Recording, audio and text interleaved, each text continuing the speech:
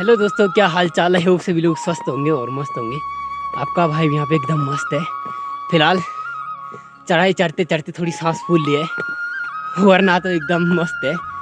सबसे पहले सभी लोगों को मेरा प्यार भरा नमस्कार। मेरा नाम है लेगी फ्रॉम देवभूमि उत्तराखंड, और स्वागत है आपका उत्तराखंड के इन हसीन वादियों से और इन खूबसूरत जंगलों से।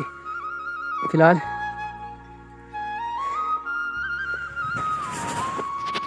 तो आज का जो प्लान बना है वो एक दूसरे बंदे ने बनाया है, ये अमन नेगी। तो ये पोखरी रहता है, घर रहता नहीं है, तो इसने बोला कि जाते हैं देवरताल में, जरा बर्फ में मस्ती करेंगे।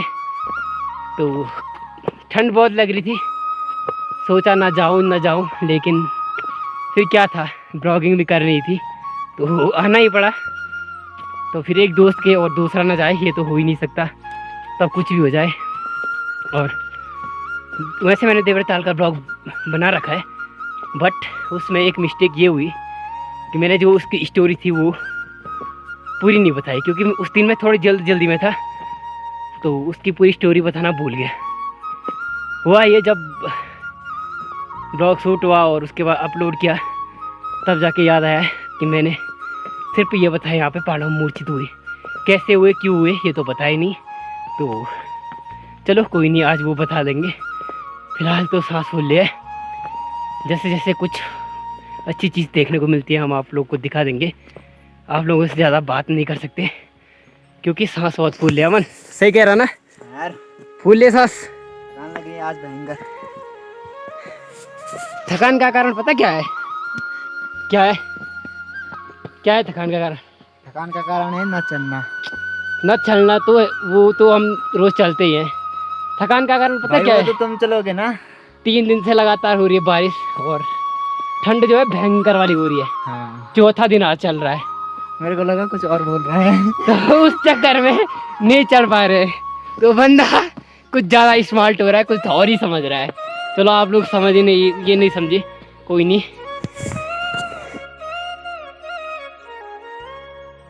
फिलहाल हम लोग पहुंच चुके हैं रिसड़ी बुग्याल में, और आप लोग ये चेक कीजिए, नेचुरल ब्यूटी। यहाँ पर बर्फ़ गिरी हुई है, कल रात शायद जमी यहाँ पर बर्फ़। गांव में भी गिरी थी थोड़ी बहुत, लेकिन जमी नहीं रात को। और ये टेंपल भैरवनाथ का, जय हो भैरवनाथ। अगर आपको भैरवनाथ के दर्शन करने हैं या फिर भैरवनाथ के ब्लॉग आपको देखने हैं, तो आप मेरे पुराने ब्लॉग देख सकते हो। मैंने 2-3 ब्लॉग बना रखे हैं भैरवनाथ मंदिर में। और ये ठीक सामने पे चोपता वेली तुंगनेश्वर महाराज जी, जहाँ भी पूरा फॉग हो रखा है, बादल जो है पूरे छा रखे हैं, क्योंकि बारिश लगने वाली है शायद।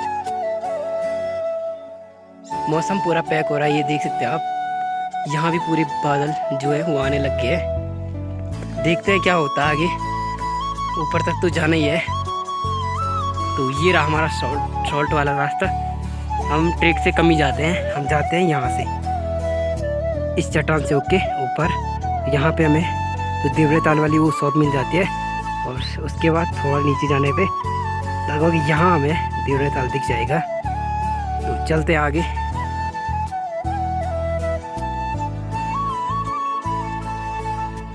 जैसे हम ऊपर चढ़ते जा रहे हैं, वैसे वैसे बर्फबारी जो है वो स्टार्ट हो गई है। दिख रहा होगा कैमरे में, दिख रहा कि नहीं दिख रहा मुझे नहीं पता, लेकिन बर्फबारी है जो है वो स्टार्ट हो गई है। यहाँ पे दिख तो रहा आई थिंक कैमरे में। और जो रास्ता है वो हमने आधा से ज़्यादा जो कवर कर लिया है। वैसे तो हमारे लिए मिनिमम 15 मिनट में हम चल लेते हैं, लेकिन थोड़ा मस्ती करते हुए और ब्लॉगिंग करते हुए हमें लगभग आधा घंटा तो हो ही गया होगा। और बर्फबारी जो है वो स्टार्ट हो गई खतरनाक वाले, और यहाँ पे भी बर्फ भयंकर वाली गिरी हुई है। तो आपको सीधे आगे मिलते हैं, देखते हैं आगे कितनी बर्फ गिरी हुई है। वैसे तो अगर बारिश होती तो अमन नेगी को यहाँ से घर ले जाता मैं, क्योंकि यहीं हो गए थे इसे बर्फ के अच्छे खासे दर्शन। तो इन्हीं से बात करते हैं। Hello sir. ओह हेलो, कैसा लग रहा था? बर्फबारी भी स्टार्ट हो गई खतरनाक वाली, कैसा लग रहा? अगर बर्फबारी स्टार्ट नहीं होती ना, बारिश स्टार्ट होती तो मैं तुझे यही से घर ले जाता, क्योंकि यहाँ तुझे बर्फ के जो है ना दर्शन होगे। देख कितनी बर्फ गिरी हुई है यहाँ पे।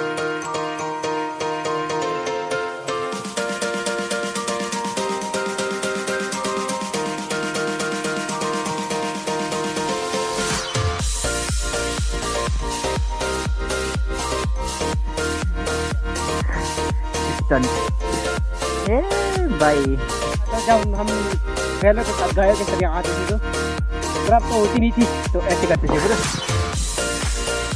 ये देखिए बिल्कुल छोटे बच्चों की तरह बहुत मजे करते थे हम बचपन में। हाँ वो तो है। ये देखिए पूरी बर्फ उड़ा दी है। ये पहाड़ ही छप चुका है, ये चीज आप देख रहे हो लोगों के दिलों में छप चुका है ये बंदा नेगी पहाड़ी। जो पहाड़ी भेड़ होती है उनकी ऊन से बना हुआ गर्म लोगों को पता नहीं होगा ये क्या चीज है, क्योंकि कल से पहन रखा मैंने। चलो मिलते हैं ऊपर। टाटा बाय बाय।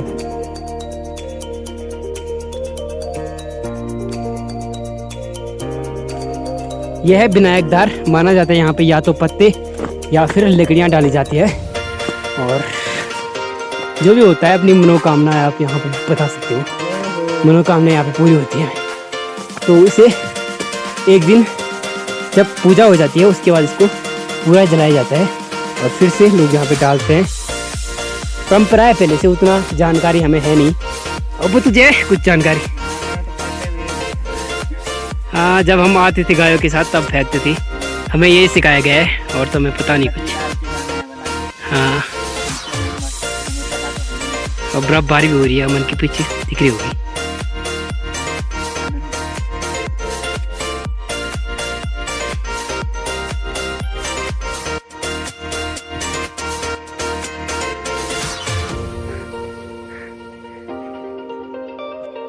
पहुंचने वाले हैं क्या है कि मतलब पहुंच ही गए। थोड़ा इसके आगे पे है ताल, तो यहाँ पे जमी हुई भयंकर वाली बर्फ। ये देख तो जूता कितना नीचे जा रहा है। यहाँ भी जानो जूतो पूर प्योर।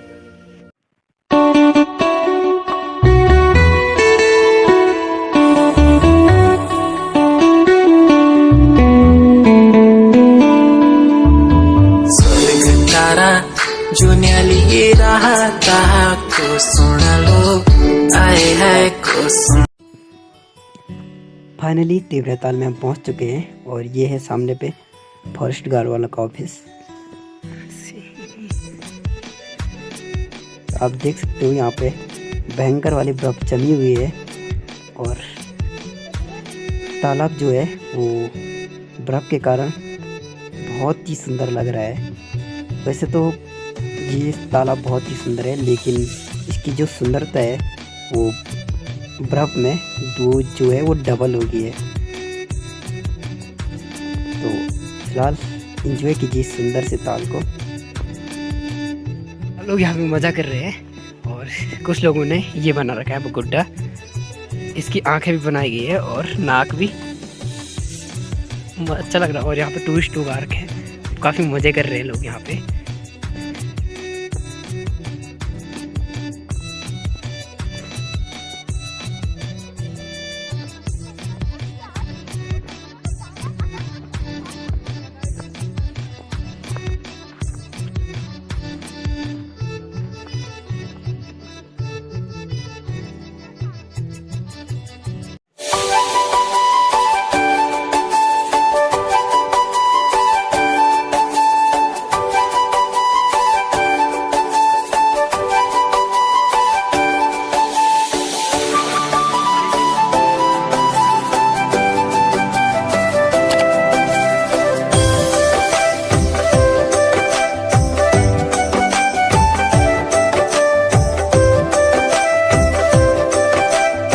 तालाब है इसके बारे में सभी लोगों को स्पष्ट याद मैं बता देता हूँ। परसों मुझे उतना टाइम मिला नहीं, और आज बताने का कुछ अलग ही मज़ा है, क्योंकि स्नोफॉल आप देख सकते हो बहुत ही ज़्यादा है।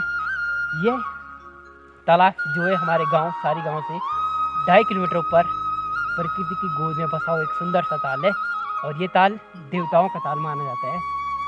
और माना जाता है इसमें पहले नागराजा भगवान रहा करते थे। यहाँ पे एक छोटा सा मंदिर दिख रहा होगा सामने पे नागराजा का। यहाँ पे पहले नागराजा का वास था। यहाँ पे पहले नागराजा का वास था और देवताओं का ये ताल माना जाता है। यहाँ की भी एक स्टोरी है, कहानी है जो हमने पुराने लोगों से सुनी है। जो आपने अगर आपने महाभारत देखी होगी तो आपको पता होगा कि जो यक्ष महाराज ने क्वेश्चन किए थे पांडवों को और पांडव मूर्छित हो गई थी, तो ये स्टोरी इसी ताल की है। स्टोरी ये सुनी है मैंने कि यहाँ पे पांडव आते हैं पानी पीने, उन्हें प्यास लगी होती है तो वो आते हैं पानी पीने, तो यहाँ पे यक्ष महाराज उन्हें मिलते हैं। सबसे पहले आते हैं अर्जुन हो गया, अर्जुन हो गया, नकुल और सहदेव, 3 लोग यहाँ पे आते हैं। वो पानी पीने आते हैं तो यक्ष उन्हें बोलता है कि पहले मेरे प्रश्न के आंसर करो, उसके बाद आप यहाँ पे पानी पी सकते हो। लेकिन वो उस यक्ष महाराज की नहीं सुनते हैं, वो पानी पीने लगते हैं और तीनों यहाँ पे मूर्छित हो जाते हैं। तो उसके बाद महाबली भीम आते हैं तो वो कहते हैं कि तुमने मेरे भाइयों को कैसे मूर्छित कर लिया और तुम हो कौन? पहले तो मुझे प्यास लगी है, पहले मैं पानी पी लेता हूँ, फिर तुझे मैं यहाँ पे दंड दूंगा कि तूने मेरे भाई को मूर्छित कैसे कर लिया, मैं तुझे दंड दूंगा। तो यक्ष महाराज कहते हैं कि पहले आप मेरे जो प्रश्न है उनके आंसर दीजिए, नहीं तो आप यहाँ का पानी नहीं पी सकते हो। तो होता है कि भीम सीधे चले जाते हैं पानी पीने, तो भीम भी वहीं पे मूर्छित हो जाते हैं। तो नकुल हो गया, सहदेव हो गया, अर्जुन हो गया और भीम, चारों भाई मूर्छित हो जाते हैं इस स्थान पे देवरा ताल में। और उसके बाद युधिष्ठिर मारा जाते हैं तो वो देखते हैं कि मेरे चारों भाई यहाँ पे मूर्छित पड़े हुए हैं, तो उनको कुछ समझ नहीं आता। वो पानी की ओर देखते हैं और देखते हैं कि पानी भी लग नहीं रहा कि ये पानी विषैला होगा, लेकिन ऐसा क्या हो गया कि मेरे भाई यहाँ पे मूर्छित पड़े हुए हैं। तब तक उन्हें दिख जाते हैं यक्ष महाराज। तो यक्ष महाराज कहते हैं कि आप तभी यहाँ का पानी पी सकते हो जब आप मेरे प्रश्नों के उत्तर दोगे। तो युधिष्ठिर महाराज कहते हैं कि अपने प्रश्न मुझे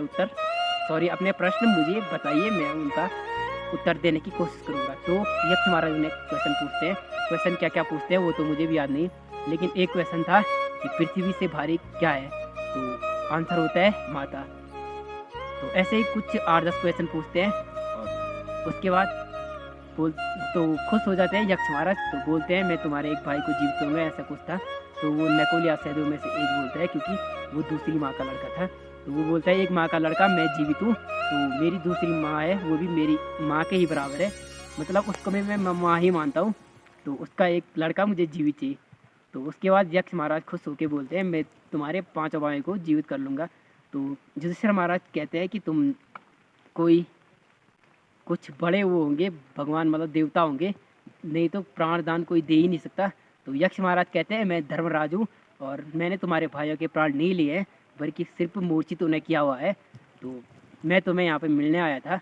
तो कहानी को विंड करते हैं। फिलहाल अब टाइम आ गया इस खूबसूरत सी जगह और इस खूबसूरत से ताल से विदा लेने की, क्योंकि टाइम भी बहुत हो चुका है, 4 बज गए हैं और ऊपर से ठंड बहुत लग रही है।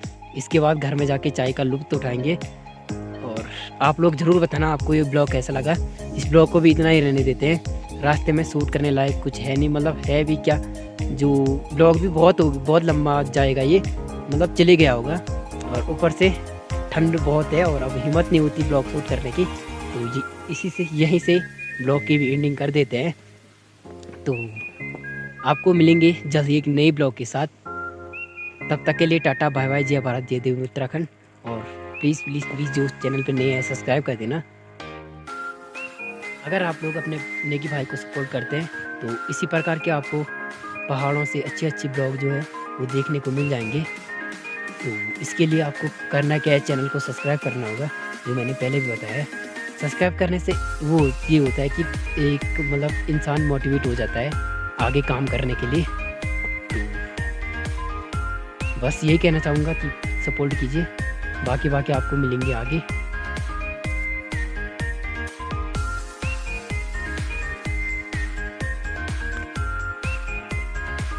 कसम।